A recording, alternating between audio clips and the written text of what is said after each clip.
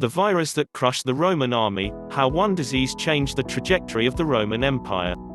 The year was 164 AD. The Roman Empire was near the height of its powers. Its borders extended across most of Europe and well into Asia and North Africa.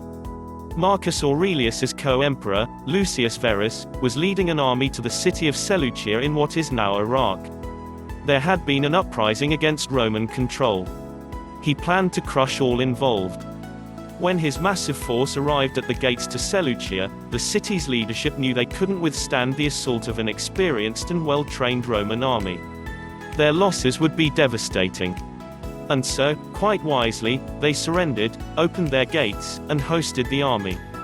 Within days, Verus noticed several soldiers coughing and developed fevers. Some of them worsened and developed sores. A few of them never left the city. As they began their long march home, the disease began to take its toll on other soldiers. There were several stops for extra rest and, eventually, stops to bury the dead. With tragic irony, the army that had been tasked with defending the Roman Empire would soon be the harbinger of a terrible scourge. As they stopped in local towns to rest, they left an eager contagion to do its work. The widening impact. After the army reached Rome and dispersed into the city, the virus swept across all of Europe. Entire towns and communities were ravaged.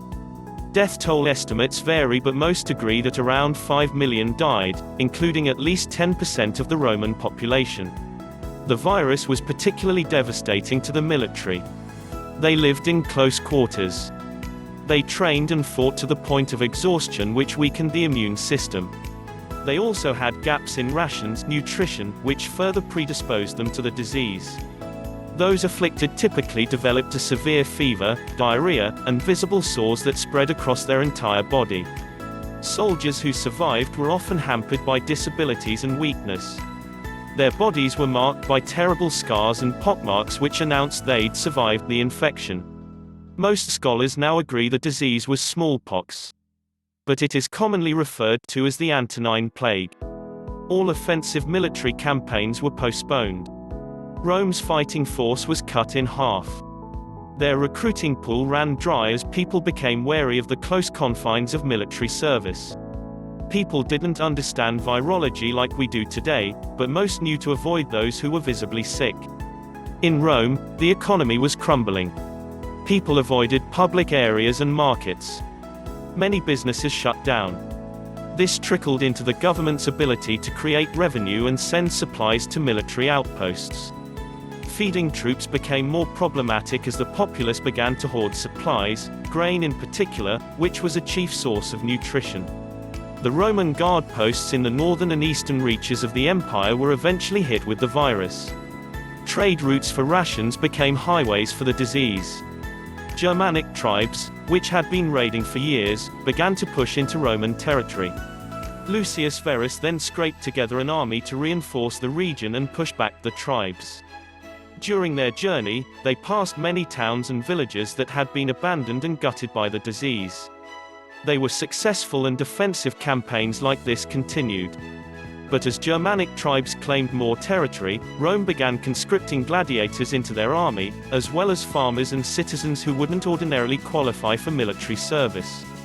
This would have permanent ramifications for the trajectory of this empire. No rest for the wealthy. Germs were the great equalizer of Roman society. Money and status couldn't save one from infection. Medicine was mostly useless against the virus. Roman doctors had limited treatments and often resorted to herbs, incantations, and prayers to the gods. The solutions used by the world's leading medical expert, Galen, were outrageous. He'd be immediately stripped of his medical license by today's standards, if not jailed. In the ultimate act of indiscriminate virulence, co-emperor and military leader, Lucius Verus, was infected and his health declined over the course of several weeks. He eventually died from the disease. Marcus Aurelius was left to manage a thinned-out and resource-strained military, in addition to his other duties. The trickle effects. Nearly every citizen lost immediate family members to the Antonine Plague. The suffering was terrible. The disease's symptoms worsened for weeks. Many of the infected would be seen begging for death. The pandemic left a lasting impression on the emperor. More than a decade after its outbreak, when he was on his deathbed of natural causes, he said, "Weep not for me, think rather of the pestilence and the deaths of so many others." The Antonine Plague laid the groundwork for the unraveling of the Roman Empire. It exposed their dependency on connected trade routes. It lowered their standards for military service, which would both impair their geographical control and decrease esteem for Rome's leadership.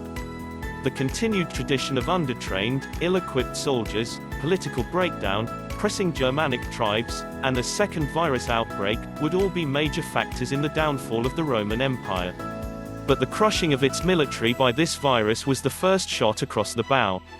Thanks for watching. Please subscribe for more upcoming videos.